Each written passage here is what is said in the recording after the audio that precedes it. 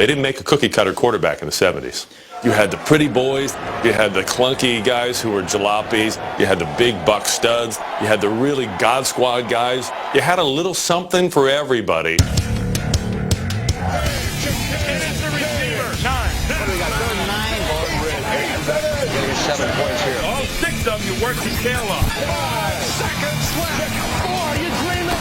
3, 4. Number 3. Evidently 2 versus 2 weeks. 4. In this top 10, we're focusing on one position, quarterbacks, and one decade, the 70s. Should I put my bell-bottoms on? The 70s was a glamorous decade. But that was a very strange time. I don't think any other decade you look back on the styles with quite as much of a chuckle, maybe, as the 70s. The big hats. The shirts with the collars that came down to here. Polyester was big. You know, I had a lot of polyester pants and shirts. The fur coats. The boots, the belts. The beards. Flowered shirts. Big Fu Manchu. The urban cowboy. And the Nehru suits. Remember those? Yeah, man. The high-heeled shoes. I mean, guys actually wore shoes with heels on. Yes, I did, and I think even somewhere in a closet I saved a pair. Jumping jeepers! What's the matter with you guys? It was just, it was crazy, man. The 70s gave the NFL a fresh look, too. New stadiums, new teams, new turf, and new quarterbacks. I just remember what a badass some of the quarterbacks were. How about that, huh? But the 70s was not a golden age for passing. It was just a different game. I mean, even the 50s and 60s saw more passing than the 70s did. You were dealing with a whole set of rules that made being a star passer different than today. In the 70s. Come on, everybody paying attention. If it was 3rd and 14, I could sit the corner down at the sticks, and if you went to try to go by me, I knocked you down. That was prior to 1978, when the NFL made it illegal to hit a receiver further than 5 yards from the line of scrimmage. You're not going to knock anybody down doing that, darling. Despite the dead ball era, there were some fab quarterbacks in the 70s. So here's our list of the top 10, and these aren't just the QBs who had the most wins or best stats during the mid-decade. The guy has to embody the flair of the 70s. So you have to have some personality. You have to be of the decade. That's a tough list to put together. Oh, I'm going to love this one. I'm going to love this one. Let's go. The number 10 quarterback of the 70s, Archie Manning. I don't know if Archie belongs on the list other than the fact that he sired Peyton Manning during this decade. Peyton, who's your favorite football player then? My dad. Kids now think of Archie as Eli Manning's dad or Peyton Manning's dad, but this guy did have a history before that. He was a good player. Before going all in the family, Archie Manning was a 2-time Pro Bowler, and he was the 1978 NFC Player of the Year. I guarantee that every time a team played the Saints, they worried that Archie Manning was going to go off that day. I remember watching Archie Manning as a kid and thinking, wow, this guy can pretty much do it all. Where you can just close your eyes and see him running around and running around and running around. He's so much different than his sons because he was so mobile and so athletic. And he would have, you know, a couple of great games a year where he single-handedly carried his team to victory. When Archie Manning went to the Saints, everybody expected great things from Archie.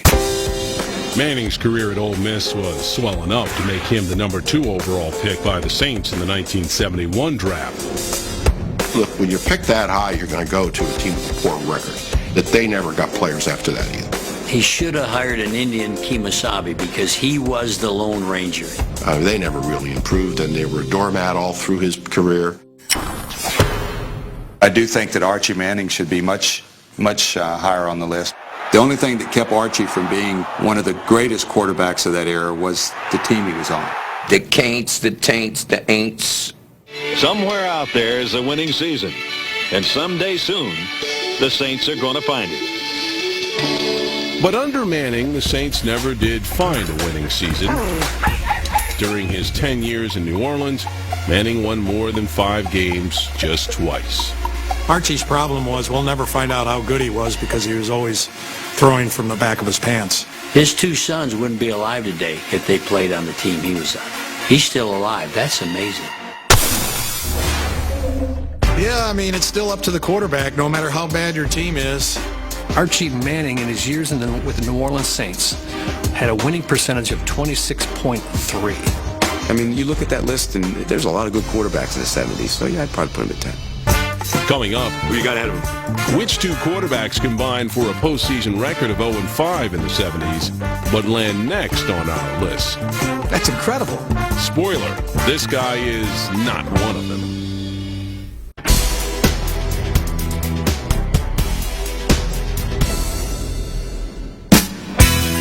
By the mid-70s, mobile quarterbacks were hip, and when it was time to book, New England's Steve Grogan wasn't afraid to stick his neck out. I believe he had the longest neck of any quarterback I played against. Neck and neck with Grogan was the nimble-footed Jim Zorn, who led the expansion Seahawks to their first winning season in 78 and 79. It was the early stages of the franchise, and he was the perfect quarterback for that team. He's still an iconic figure in the franchise history. An athletic quarterback who followed an icon in Baltimore made it to number 9 on our list. The number 9 quarterback of the 70s, Burt Jones. He was as good a talent as I've ever been around. He could throw it through a car wash and not get the ball wet. John Riggins called him the toughest competitor he'd ever seen. Might have been the best pure passer. One of the great forgotten players in NFL history. Burt Jones follows Johnny Unitas. He's the guy who follows the guy. Did we find the guy when we got this guy? After 2 tough seasons, Jones won over fans in 1975 when he led the Colts to the league's first, worst-to-first turnaround.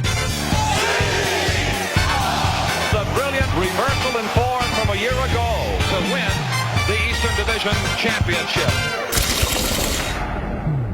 The great thing about Burt Jones was I watched him as a kid, and then to hear Bill Belichick 35 years later talk about... In my career, I can't think of another quarterback that I would say had a better arm than Burt. Nobody had a better arm than Burt Jones. He could throw it through a damn wall if he had to. Burt had a laser. He had a great touch on the ball. Burt Jones, Burt Jones, Burt Jones. He was tough. He was fearless. He wasn't afraid to run the ball, take a hit. He was almost famous for, before he would get hit, to jump up in the air, and they would hit him and spin him around. He'd come down on his head and all that. Because that was the first team that he had been a coach with. One of the coaches come over to March Broda and say, what are we going to run? He said, I don't know, we'll see what Burt calls.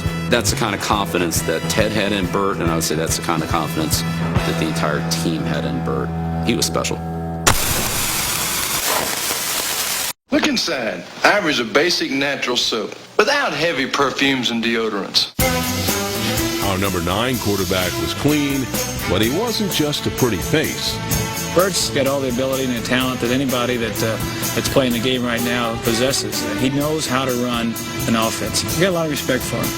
We did a research study to figure out the best quarterback seasons in NFL history, and the number 1 season was Burt Jones in 1976. Player of the Year, Burt Jones threw for 24 touchdowns and was the league's only 3,000-yard passer.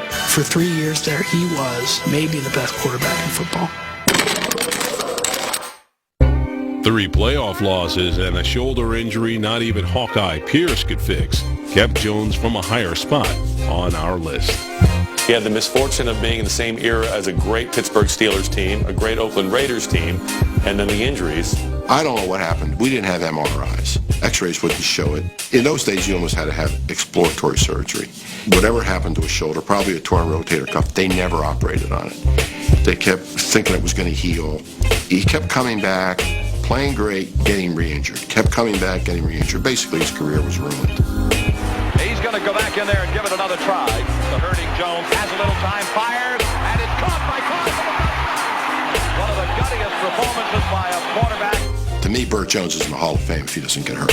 Had he not been banged up, certainly would be somebody we'd be talking much higher on our list. The number 8 quarterback of the 70s, Ken Anderson. We've got Ken at number 8. Who do you have ahead of him? Kenny was the guy who didn't make mistakes. That guy was very, very accurate and efficient. He was marvelous. He was wonderful. He was one of us. He was not separated from us like a lot of quarterbacks. That guy was a baller. If I had a son who was right-handed and I want him to watch somebody just for form, watch his footwork and watch his arm, if you want to copy somebody throwing the football, Kenny Anderson would be as good as any. Number 14 is quarterback Kenny Anderson, the field leader of the Cincinnati Bengals. This young man out of Little Augustana College can do it all. Anderson was hot like WKRP's Johnny Fever on a Monday night in '75, throwing for a career-high 447 yards. But this four-time Pro Bowler was known more for accuracy than distance. Ken Anderson's numbers blow away most of his contemporaries. He was completing 62% of his passes at a time when the NFL average was 52%. When we did the research study on the best quarterback seasons of all time, Ken Anderson had 2 of the top 10 seasons, 1974 and 1975. In 74, he led the league in both completion rate and yards per attempt. He had a plus 10 win-loss record for the Bengals. I mean, when you win 91 games for the Bengals, you belong on some list. Plus, great mustache, very 70s. He was running a Bill Walsh offense before anyone knew who Bill Walsh was. He was, in a lot of ways, I think, a prototype for what Bill Walsh wanted at the position. Bill and I spent a lot of time working together. Anytime you take a kid out of Augustana College, it's going to take a while for him to come into the National Football League. And we spent a lot of times on basics and looking at film. He was one of these guys that if you could ever get a bead on him, you could get to him. But it was the 1-2 drop, boom, and he just dinked us all the time. We could never get to this guy. Thanks to you, it works. For all of us, the United Way. Kenny wasn't one of those quarterbacks that you just wanted to go kill. He was a good guy that they respected. Though Anderson was righteous, his Bengals were 0-2 in the playoffs during the 70s. We weren't good enough around him. I'm willing to admit that. You had to go through Pittsburgh, and there was no way you were getting through Pittsburgh at the time. But still, some think his spot at number 8 on our countdown is totally bogus. Ken Anderson at number 8 for the all-time quarterbacks of the 70s is just an absolute travesty. Ken Anderson needs to be higher on this list. You know, he's not a Hall of Famer, but I think he was one of the real good quarterbacks in the 70s. That's too low for Ken Anderson. I think he should be in the Hall of Fame. There's a big push for it, and he should get in there. Coming up, we keep it weird and get even more dazed and confused when our countdown continues. He could hit a gnat in the ass with a football from 40 yards out.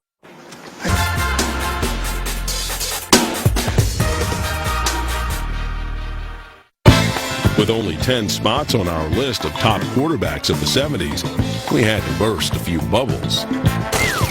When I look at the list and I don't see Dan Fouts. Damn it. So, I have a little problem with that. Son of a... Yes, Dan Fouts is a Hall of Famer who quarterbacked 7 years in the 70s, including a 4,000-yard All-Pro season in 1979. In 79, they had the best offense in the league, one of the best in history. But most of his career was played in the 80s, including 5 of his 6 Pro Bowls.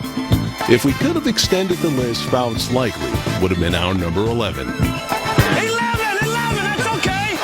But like it or not, this is only the top 10, so let's keep on trucking.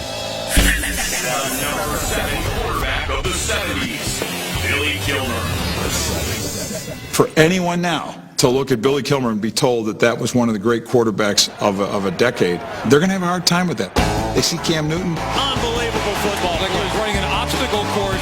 And they see Billy Kilmer. Put those two guys side to side. See what you got. They would run Billy Kilmer through the combine and see him pass like that. You'd say, oh, okay, this guy's not even going to work. He'll be a lineman or something. But once the game started, none of that stuff seemed to matter. Kilmer began the 70s with a bunk 2-win season in New Orleans. And I just think when damn it! But his fortunes changed in 1971 when George Allen was named coach in Washington and he started bogarting quarterbacks. When George Allen took over the Redskins, he had Sonny Jurgens. But George believed in Billy Kilmer. He thought this guy was a winner, and he wanted to get a second quarterback. I would imagine that they might trade him. Then it proved to be a brilliant move because Jurgensen got hurt. Kilmer becomes the starting quarterback and wins the NFC Championship in 1972. Turned out to be one of the great acquisitions in history.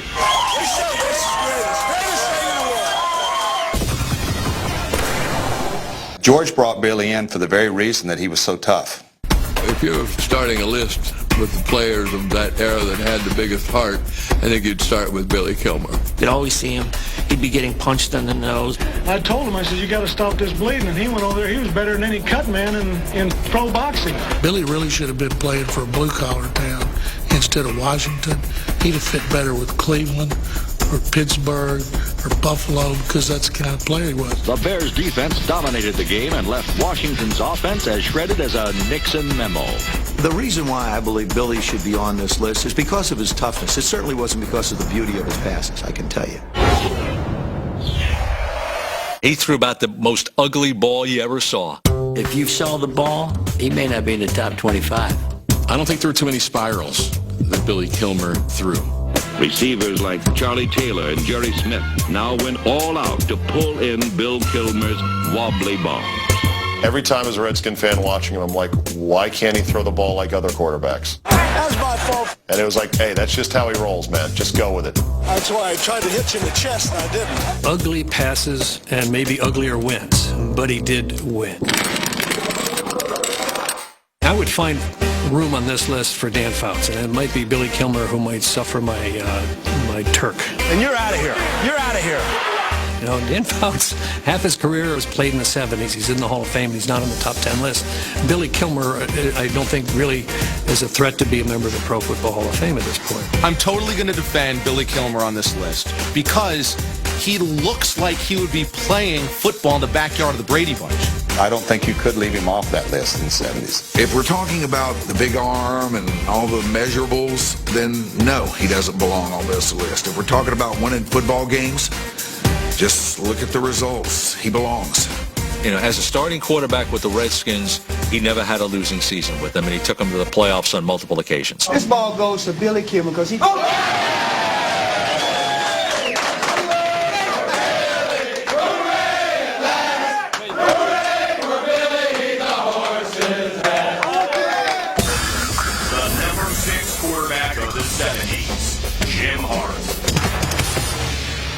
Cardinal cool in the hottest situations is a matter of heart. Quarterback Jim Hart. Jim Hart was the guy who had decent receivers. He always connected on his passes, never won games. During his 18 years in St. Louis, Jim Hart lost more games than he won. But in 1974, 75, and 76, the Cardiac Cards were among the NFL's most exciting and successful teams. They only played 14 games then, but they went 31-11 in 3 regular seasons behind Jim Hart. But Hart and the Cardinals looked like Scoobies at the disco in the playoffs, going 0-2. It was such a bummer because he was a great quarterback. Jim Hart was on the Cowboys. He definitely would have won some playoff games, maybe a Super Bowl. A lot of it is being in the right place at the right time.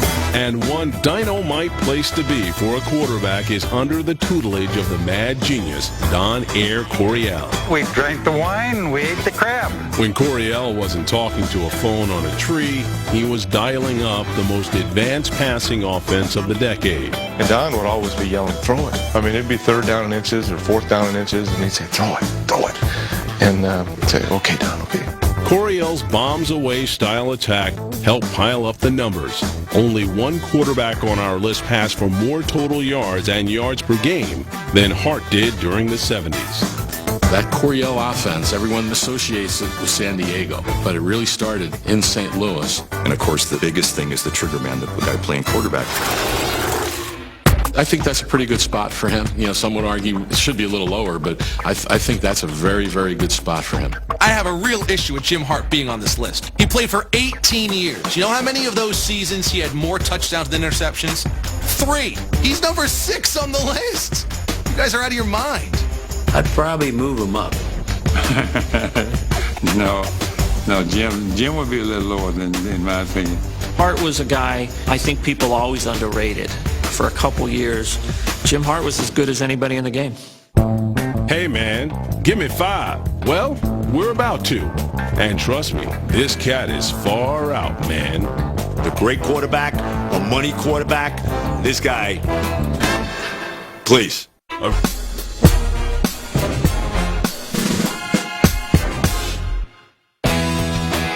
So you think our list sounds pretty good. Well, don't touch that dial, even though you probably don't have one. We're only halfway through. Here's a look at our list so far. Number 10, Archie Manning rides alone. He should have hired an Indian Kemosabe because he was the Lone Ranger. Number 9, Bill Belichick sure loves Burt Jones. Very athletic, great personality. Number 8, Dan Anderson, a model of efficiency. He just ran that system to perfection. Number 7, the toughest of the tough guys, Billy Kilmer. Number 6, Jim Hart launches Air Coryell. Everyone associates it with San Diego, but it really started in St. Louis. And now, the number 5 quarterback of the 70s, the Snake, Ken Stabler. 5. Ken Stabler, the Snake, man. That was the guy.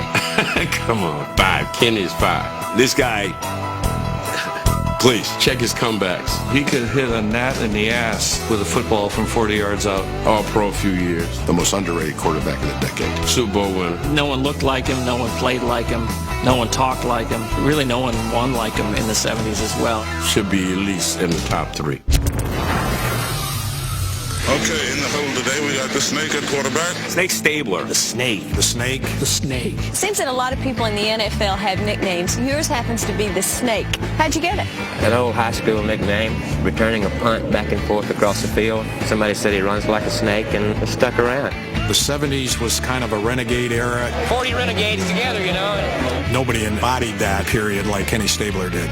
The long hair, devil-may-care. We were just a bunch of fun-loving guys that push curfew a little bit. Don't let what you do the night before affect the way that you play the following day. And I don't think we ever did, but we did have fun and read the game plan by the light of the jukebox sometimes. As a young Catholic kid growing up, you could look at Ken Stabler and think, there is another way to live this life, and it might be more fun than the way I'm being taught. He was very unstabler, if you ask me. I'm a kind of a percentage passer. I throw a lot of things with percentage throws. He was a perfect guy for that tease him, then go long. He was deadly accurate with intermediate passes with Fred Biletnikoff or with Dave Casper. He's got Casper! But then Cliff Branch and he just had a symbiotic relationship. Born on Christmas Day, Ken Stabler had a hand in the Holy Roller and a few other of the decade's most miraculous moments.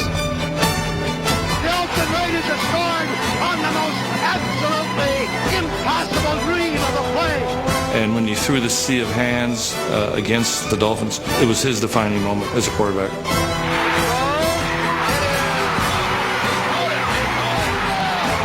Well, I have to talk about Ghost of the Post.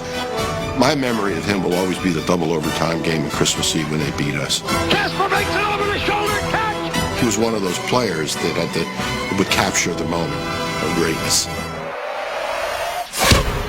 What he had was a great insight, a great ability to make the big play when he needed to. Always a showman, our number 5 quarterback led the Raiders to 5 conference championship games and a win in Super Bowl 11. Yasha Heifetz never played a violin with more dexterity than Kenny Stabler is playing the Minnesota Viking defense. Every time we play, we always give the people $8 worth or whatever the tickets cost. I had all these ideas. Let's do this. We'll go to that. Boom. He goes there. You go there. So I'm facing the field, and Stabler's facing me, and he says, "You know what, John?" I go, "No, what? Yeah, what? Yeah, what are we gonna do? Go." And he goes, "Yeah, boy," says, "these fans are getting their money's worth today, aren't they?" 5? Come on. I just think he had it all. What a joke. Guts of a burglar. I'd rank the Snake number 1. It's a crime that Kenny Stabler's not in the Hall of Fame. A joke. Get this thing right, guys. The number 4 quarterback of the 70s, Bob Griese. You don't agree. What? Bob had certainly had physical skills and was gifted as a quarterback. What? He was just like a surgeon out there. What? He was the master chess player. He was the guy that was moving all of the parts around. 4? He's in the Hall of Fame, so obviously people felt he was a pretty good quarterback, but they didn't call on him to do a lot. All he did was, here Zunk, here Merck, here kick, and then once in a while, ball, Mandich. Every pass hurt you when you were playing against him. I don't know there was ever a smarter quarterback, at least during this era. I have scars on my soul from him. Ball control, and that's what this was, a ball control team. Give it to Zonka. When he had Jim Kick, Mercury Morrison, Larry Zonkin, they're a running team.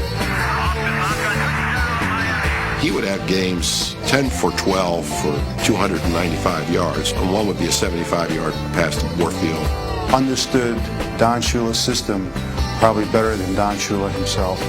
He was an unselfish person. As long as the team won, he was happy. The quarterback should be happy with the team performance and not with individual performances. Though not known for primo stats, Bob Greasy Lightning's passer rating for the decade is the highest of anyone on our list. Can you dig it? Vitalis Dry Control. A man's hairspray. Nice game, Bob.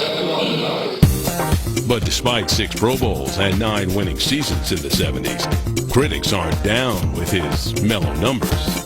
What did he throw, 7 passes in the 1 Super Bowl?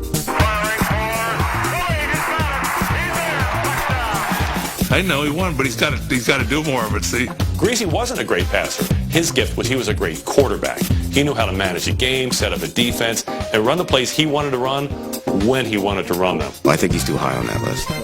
He shouldn't be ahead of Kenny Anderson. I might put Stabler ahead of him. I might not, but...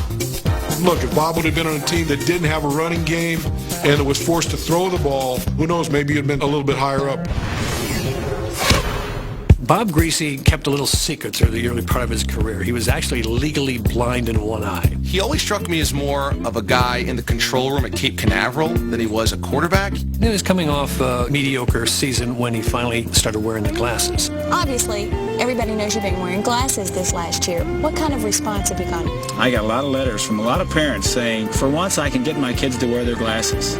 Well, Bob, if a professional quarterback can wear glasses in front of millions of people on a Sunday afternoon or a Monday night, so can a network sportscaster. This is Phyllis George for CBS Sports with Bob Greasy in Miami, Florida. Up next, come on, guys, the most controversial ranking on our list. Well, that's a tough one. You're going to throw people for a loop with that outcome.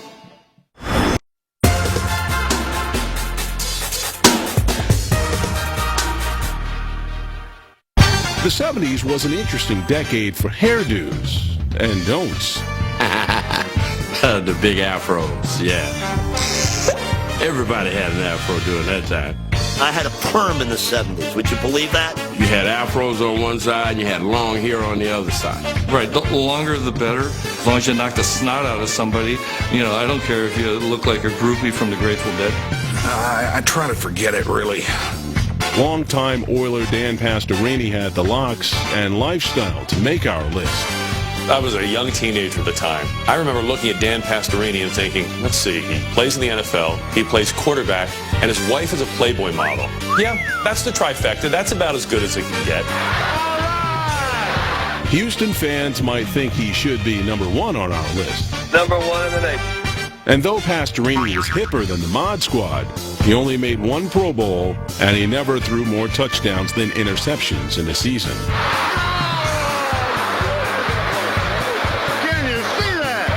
Unless it's hair, I don't think Pastorini gets on this list, no. The number 3 quarterback of the 70s, Terry Bradshaw. Terry Bradshaw wins 4 Super Bowls and he can't even get first. Terry doesn't get any respect. Of course, he can't spell respect. I don't know what more you can do than Bradshaw did. He was in 4 Super Bowls. He won 4 Super Bowls. Although there was a time early in his career where the defense did have to score for us. Before Bradshaw was the big ragu in Pittsburgh, he was a buzzkill for the Steelers.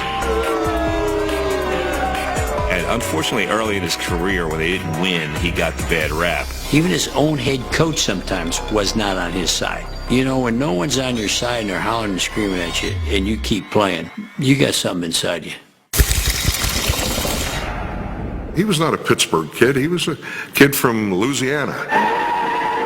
Did I think he lit it up off the field? No, he always seemed a little socially awkward. When he got on the field, was he a killer? Were they afraid of him? You're damn right they were. From 1972 to 79, Bradshaw won over 75% of his regular season games and went 14-4 in the playoffs. Bradshaw pumping, firing downfield. There goes Stallworth. He pulls it in at the 30, the 20, the 10, the 5, and it's a touchdown for Pittsburgh. Bradshaw! He had a rocket front arm. He's a blonde bomber. Yeah, the guy had a freaking gun. It's one of the 5 best guns that ever played the game. You better have your cup on, man, because it was coming in at Noli Ryan speed. To this day, I don't know how you throw a football with your finger on the point. He did it, and he did it masterfully. When the ball releases, then that's the last finger that leaves the football anyway. And I always felt like it was like, this finger was like a whip. I say he won the old-fashioned way. They could beat him with a pipe, and he'd still go back out there. My era kind of football, drop back, and you had to wait till they got open down the field and take your lumps. Here's Bradshaw. Glenn Swan is open. Got it. Steeler touchdown. He should be number 1, probably. He's not? Well, you need to redo this whole show. How he's number 3 in terms of quarterbacks of the 70s, I have no idea. The guy's got more rings than a married pimp. And you know something? That's what matters at the end of the day. I mean, I guess if we're not weighing the biggest game of everybody's life, then this is perfectly fine. You know, Bradshaw won 4 of them and never lost. When you win 4 in 6 years, nobody's better than you. That's how you make spaghetti, with sauce. 4 in 6 years. Lop it on. I got no time for this 3 and... When you say that Terry won 4 Super Bowls, now his team won 4 Super Bowls. Because he played with 2 Hall of Fame wide receivers, a Hall of Fame tailback, a Hall of Fame center, a Hall of Fame coach, and, oh yeah, 4 more Hall of Famers on the greatest defense of all time. Look, 4 Super Bowl wins are 4 Super Bowls, and that has to matter. However, when you talk about Steelers' 70s dominance, where does that conversation start? It starts with defense. It doesn't start with Terry Bradshaw. It just doesn't. I think you got him rated good. I think he's right where he should be. I think he should be number 2. I would put him lower on this list. He simply didn't have the numbers to be considered one of the top quarterbacks in the league. Bradshaw had the lowest completion percentage and threw more interceptions in the 70s than any quarterback on our list. And only Archie Manning had a lower passer rating during the decade. But I'm comfortable with the idea that when a guy wins 4 Super Bowls, you put him high on a list of top quarterbacks. I understand how that works. Can't stand the suspense? Well, stay tuned. Our number 2 quarterback of the 70s is next. I'm surprised you were smart enough to rate him that high.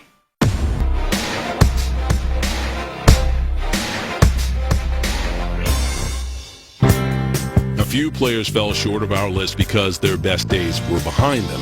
In the 60s, the Rams' Roman Gabriel went to 3 Pro Bowls, but in the 70s, with Los Angeles and later Philadelphia, he lost more games than he won. That's how we won this game, a lot of fun! We were guaranteed controversy with another omission. That's a joke. Come on. Yeah, Namath is not on this list. After winning the Super Bowl in 1969, Broadway Joe's star began to lose its luster.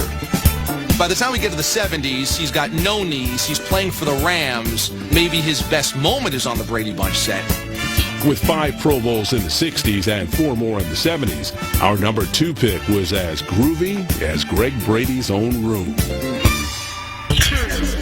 number 2 quarterback of the 70s, Fran Tarkenton. Number 2. I'd say the first thing that comes to my mind in the 70s would be, I don't know. You have to put him in a category all of his own. Let me think. His mobility changed the defenses. I'm just so flustered. First of his kind in terms of quarterback who could beat you with his feet as well as his arm. I mean, come on. Fran Tarkenton, baby. I don't have enough hands to clap when you say his name. I need more hands. Sometimes you just wanted to say, throw the damn ball. While his freewheeling style had others tripping, Fran Tarkenton made it to number 2 on our list by having the most passing yards and touchdowns and the highest completion percentage in the decade. He was like the little kid in the backyard, who just came up with plays and say, you go here and you go there, and don't worry about it. I'll make time so you can get open. He absolutely drove defensive players crazy. Tarkenton was a pain in the ass. He'd gamble. He'd run anywhere. He'd run up in the stands if he had to. On a hot day in the Coliseum, chasing Fran Tarkenton is not what you wanted to do. I always hated Tarkenton. I really did. That little wimp would run around out there for hours and hours and hours. I was always distressed when I saw quarterbacks, when their protection broke down, just to give up and fold themselves in the pocket and accept the 7 or 8 yard loss and go to the next play. And I just made up my mind when I got up to pro football that I was not going to give up on the play ever. The face of Francis Tarkenton, perhaps the best quarterback in football today, one of the best of all time. Though our number 2 quarterback won 6 division titles in the 70s, going 0 for 3 in the Super Bowl was a real bummer. He was a great quarterback. But again, when it came down to the ultimate test, he didn't win it. Sometimes you think you'll never get to the Super Bowl, then when you get there, you think you never will win it. Every team you lost to was better. The 73 Dolphins. The Dolphins have now established clear superiority in this game. The 74 Steelers. World champ, number 1. The 76 Raiders. They were all better. Not even debatable. No question about it. A tremendous quarterback, and I would never penalize him for not winning a championship. After all those Super Bowls Fran Tarkenton lost, I think he should be happy to be the second best quarterback. To have a guy with 4 rings versus a guy with no rings, you can't have Tarkenton ahead of Bradshaw. I'm surprised you were smart enough to rate him that high, because most people don't get it. Do you? Remember, when he retired from the game, he held all 4 major passing records in attempts, completions, yards, and touchdowns. And rolls to the right, cuts it out, caught by Morgan, touchdown! And Tarkenton's record-breaking 291st career touchdown pass. Should he be ahead of Terry Bradshaw? I can't put him ahead of Stabler. I just can't. No. Well, I don't know who could be 1 if he's 2, because he was the best. Coming up, the number 1 quarterback of the 70s.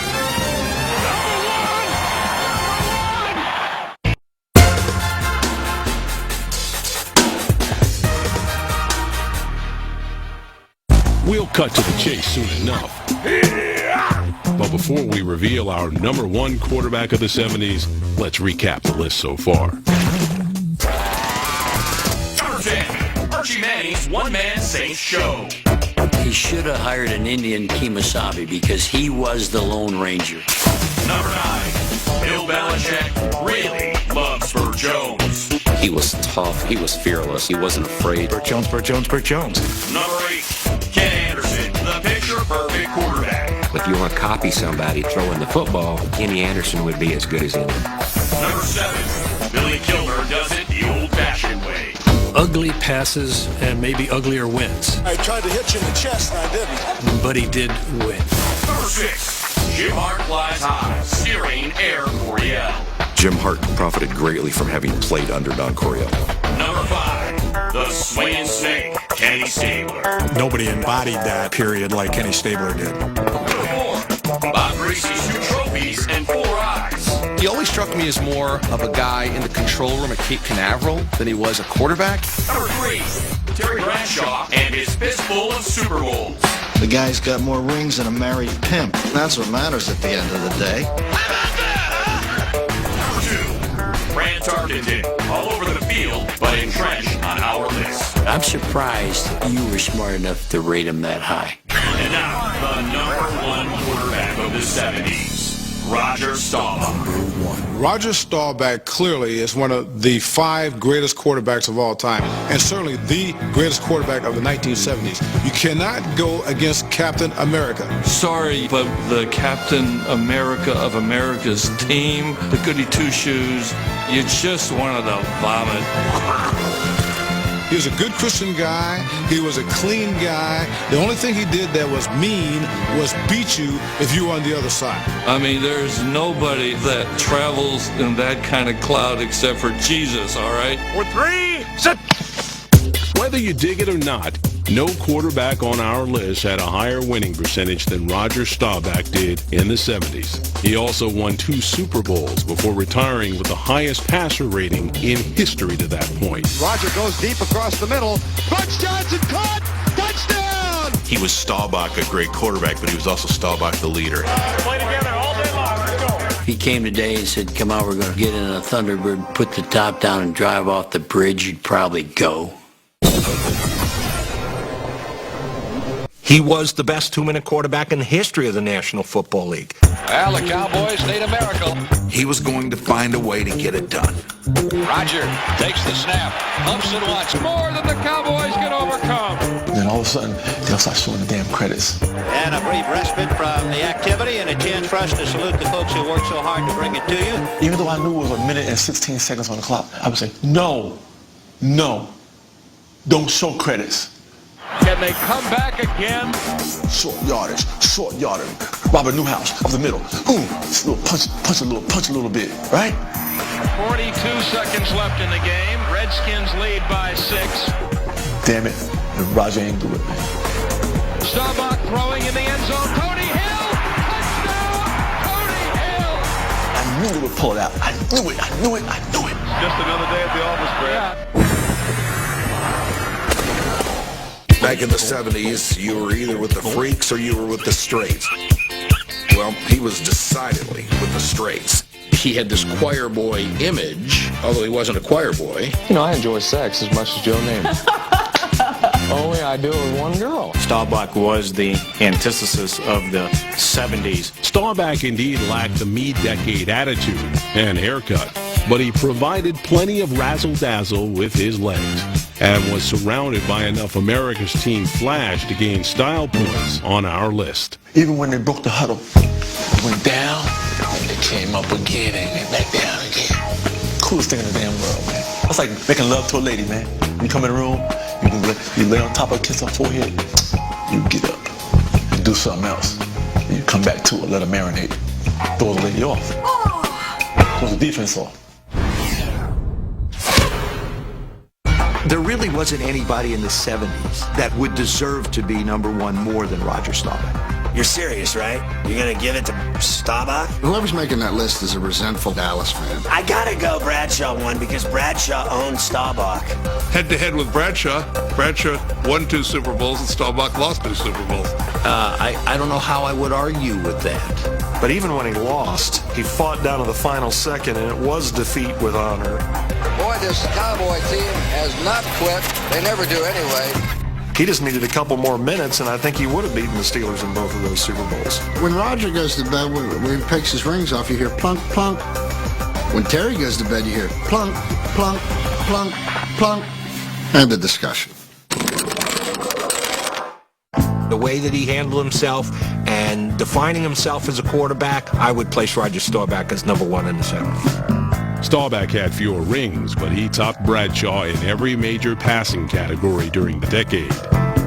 You look at some of the seasons that Roger Staubach had, where he only threw a handful of interceptions in a season. Incredible accomplishment at a time when the other Hall of Famers have 15, 20, 25 interception seasons on their resume. He's got the stats, and he has the leadership, and he has the wins, and he has Super Bowls. So he's got every part of the argument. You could fly over the cuckoo's nest picking apart our countdown. Who is doing these lists? Evidently, they were not born during the 70s. I look back at these, there's some really losers in here. Ooh, 70s a tough decade for QBs, wasn't it? Woo! Billy Kilmer? I mean, let's face it. The quarterbacks of the 70s, I mean, you have to pad this resume a little bit, all right? It's a classic football quarterback debate. But this much is certain. No position stirs up more controversy than quarterbacks, and no decade unveiled a more colorful crop than the 1970s.